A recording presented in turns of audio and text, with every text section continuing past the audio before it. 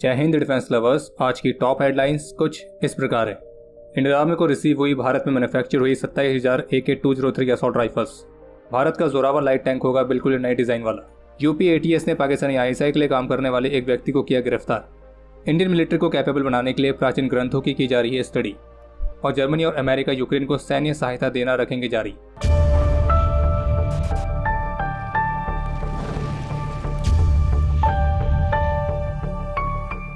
आइए देखते हैं कैसे AI और रोबोटिक्स बढ़ा रहे हैं भारतीय सेना की ताकत। कैसा होगा युद्ध का नया चेहरा।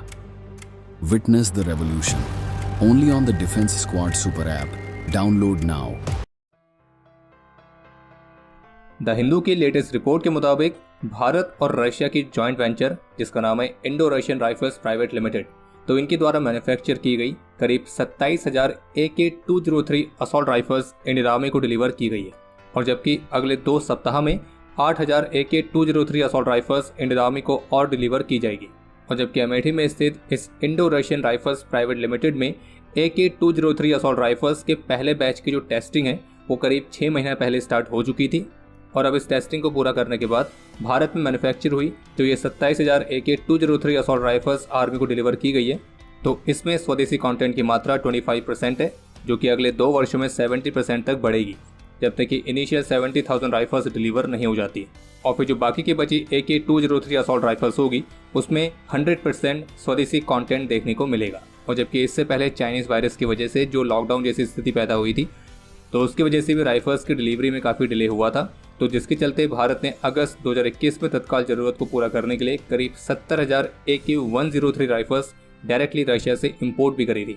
और इससे पहले 2020 में टोटल 7,70,000 AK-203 असॉल्ट राइफल्स को खरीदने के लिए रशिया के साथ डील साइन की गई थी। और इन 7,70,000 राइफल्स में से 6,70,000 राइफल्स भारत में बनाई गई भारत और रशिया के जॉइंट वेंचर में मैन्युफैक्चर होनी है। और अब उसी में से पहला बैच जिसमें 27,000 AK-203 असॉल्ट राइफल्स शामिल हैं, तो वो आर्मी को डिलीवर कर दी गई हैं। और अगले 2 सप्ताह में 8,000 राइफल्स और डिलीवर की जाएंगी। बाकी अगर आपको AK-203 के बारे में डिटेल में जानना है तो इस पर कई वीडियोस आपको हमारे चैनल पर मिल जाएंगी, जिनका लिंक हम इस वीडियो को डिस्क्रिप्शन में दे देंगे। अभी कुछ दिनों पहले भारत की एक पॉलिटिकल पार्टी जिसका नाम है आम आदमी पार्टी, तो इन पर कुछ ऐसे आरोप लगे थे कि इन्होंने भारत में प्रतिबंधित आतंकी संगठन SFJ से पॉलिटिकल फंडिंग रिसीव करी है। तो अब इससे ही जुड़ी एक रिपोर्ट द ट्रिब्यून की तरफ से देखने को मिली है, जिसमें टॉप सोर्सेज के हवाले से बताया गया है कि अब भारत की नेशनल इन्वेस्टिगेशन एजेंसी यानी कि NIA ने इस मामले पर अपनी जांच शुरू कर दी है।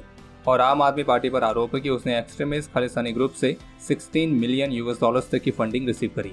इसके अलावा एक अपडेट यह है कि आज मंगलवार को नई दिल्ली में आयोजित किए गए एक सेमिनार को संबोधित करते हुए Indian army chief general Manoj Pande ने इस बात पर जोर दिया कि हमारा प्राचीन भारतीय ज्ञान 5,000 साल पुरानी सभ्यता की विरासत में निहित है, और जहां ज्ञान के साथ अत्यधिक मूल्य जुड़ा हुआ है। और इंडियन आर्मी का जो प्रोजेक्ट उद्भव है तो उसे इसी आइडिया के साथ शुरू किया गया है ताकि हम state craft, war craft, diplomacy, grand strategy, तो इन सभी महत्वपूर्ण चीज़ों को अपने प्राचीन ग्रंथों में रीडिस्कवर करके उसे पुनः प्राप्त कर सकें और इस बात को स्टडी कर सकें कि कैसे हम अपने प्राचीन ग्रंथों का जो ज्ञान है उसे आज के समय की मिलिट्री के लिए रेलिवेंट बना सकते हैं। और आपको बता दें कि इस परियोजना में हमारे वेदों, पुराणों, उपनिषदों, अर्थशास्त्र, तो इन जैसे प्राचीन ग्रंथों का गहराई से अध्ययन किया जा रहा है।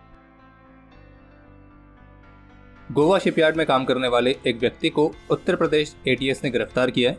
और इस पर आरोप है कि ये इंडियन नेवी से जुड़ी हुई कुछ सेंसिटिव और कॉन्फिडेंशियल इन्फॉर्मेशन पाकिस्तानी ISI के एजेंट के साथ शेयर कर रहा था। और ऑफिशियल्स के मुताबिक ये संभावित रूप से एक हनी ट्रैप वाला मामला दिखाई दे रहा है। इस व्यक्ति की पहचान राम सिंह के तौर पर हुई है, जो कि गोरखपुर का निवासी है और एक गोवा शिपयार्ड नेवल बेस में पार्ट टाइम वर्कर था। और इसी के हिस्से के तौर पर इंडियन नेवी की कुछ मेजर वॉरशिप्स जैसे कि INS विक्रमादित्य और INS विक्रांत के इंसुलेशन वर्क में भी ये शामिल था। और इसके द्वारा इंडियन नेवी की वॉरशिप्स की कुछ पिक्चर्स पाकिस्तानी एजेंट के साथ शेयर की गई हैं। और जिस पाकिस्तानी एजेंट ने इसको फंसाया उसने अपने आप को कीर्ति कुमारी बताया और उसने राम सिंह के बैंक खाते में इस इन्फॉर्मेशन को शेयर करने के बदले कुछ पैसे भी जमा किए थे। और जबकि उस पाकिस्तानी ISI एजेंट द्वारा इस व्यक्ति से उस शिपयार्ड में फ्रिक्वेंटली आने वाले नेवी के ऑफिसर्स के फोटोग्राफ्स के बारे में भी बार बार कहा गया था। बाकी इस मामले की इन्वेस्टिगेशन जारी है और इस पर अन्य डिटेल्स आनी बाकी है। और आगे बढ़ने से पहले आपको सूचित करते हैं कि squadron.in पे जाके आप कारगिल स्पेशल वाला कलेक्शन चेकआउट जरूर करें, जिससे आप विजय कूपन कोड के साथ स्पेशल डिस्काउंट में बाय कर सकते हैं। लिंक वीडियो के डिस्क्रिप्शन में दिया गया है। DRDO और LNT द्वारा संयुक्त रूप से मिलकर विकसित किया गया भारत का brand new Zorawar light tank, जिसके ट्रायल्स ऑलरेडी स्टार्ट हो चुके हैं और जल्द ही यूजर ट्रायल्स के लिए आर्मी को भी हैंड ओवर किया जाएगा। तो इससे जुड़ी कुछ ऐसी रिपोर्ट्स भी सामने आई हैं। इसमें LNT ऑफिशियल्स के हवाले से बताया गया है कि जो भारत का नया जोरावर लाइट टैंक है, तो इसका डिज़ाइन बिल्कुल ही नया है, जो कि DRDO द्वारा प्रोवाइड किया गया है। और ये भी क्लियर किया गया कि जोरावर लाइट टैंक K9 वज्रटी हवेट्जर के चेसिस पर आधारित नहीं होने वाला है, बल्कि ये बिल्कुल एक नया प्लेटफॉर्म होगा। इसके अलावा एक अपडेट ये है कि चाइनीज़ आर्मी के लिए चाइनीज़ कंपनी ने एक खास तरह के मॉनिटर लिजर्ड नाम के ATV को विकसित किया है। इसके हाल ही में ट्रायल्स भी शुरू किए गए। इस ATV का वजन 17 टन है, जिसे चाइनीज़ आर्मी की लाइट वेट ATVs के रिक्वायरमेंट्स को पूरा करने के लिए डिज़ाइन किया गया है और इसे मुख्य रूप से चाइनीज़ आर्मी भारत के साथ लगी सीमा के पास हाई एल्टीट्यूड और कोल्ड माउंटेनियस रीजन्स में डिप्लॉय करेगी। इस ATV को एक armoured personnel carrier, command and control vehicle या लॉजिस्टिक व्हीकल या फिर रेस्क्यू व्हीकल की तरह अलग अलग रोल्स में इस्तेमाल किया जा सकता है और इसकी पेलोड कैपेसिटी 8 टन तक की है, जबकि मैक्सिमम स्पीड है 65 किलोमीटर पर आवर और इसमें एम्फीबियस कैपेबिलिटीज भी हैं, यानी कि ये शैलो वाटर में भी ऑपरेट कर सकता है। रॉयटर्स की तरफ से जारी रिपोर्ट के मुताबिक इस रशिया यूक्रेन कॉन्फ्लिक्ट में यूक्रेन की मदद के लिए जर्मनी इस वर्ष 3.8 बिलियन यूरोज यानी कि लगभग 4.13 बिलियन US डॉलर्स तक की सैन्य सहायता देने की योजना बना रही है और इस सैन्य सहायता में यूक्रेन के सपोर्ट के लिए अलग अलग तरह के हथियार और एम्यूनेशन शामिल रहेंगे। और जबकि इसी बीच कल सोमवार को अमेरिका के डिफेंस सेक्रेटरी लॉयड ऑस्टिन ने भी इस बात को दोहराया है कि अमेरिका रशिया के खिलाफ इस कॉन्फ्लिक्ट में यूक्रेन की मदद के लिए अपने हथियारों को भेजना जारी रखेगा। हालांकि US ने कल सोमवार को कोई नए एड पैकेज की घोषणा तो नहीं करी है, लेकिन रिपोर्ट्स के मुताबिक 2022 से अभी तक यूक्रेन के लिए अमेरिका 50.6 बिलियन डॉलर्स तक की सैन्य सहायता दे चुका है। बाकी अब समय है आज के इतिहास का। आज के दिन 1999 में देश के प्रति अपना कर्तव्य निभाते हुए लेफ्टिनेंट के भट्टाचार्य वीरगति को प्राप्त हुए थे। आज के दिन कारगिल वॉर में सिपाही मेजर सिंह और सिपाही मंजीत सिंह भी वीरगति को प्राप्त हुए थे। बाकी आपके लिए आज का प्रश्न यह है कि भारत और फ्रांस की जॉइंट मिलिट्री एक्सरसाइज शक्ति 2024 किस जगह पर आयोजित की गई है। और अब समय है आज के टॉप 3 कमेंट्स का, जो ये रहे आपकी स्क्रीन पर।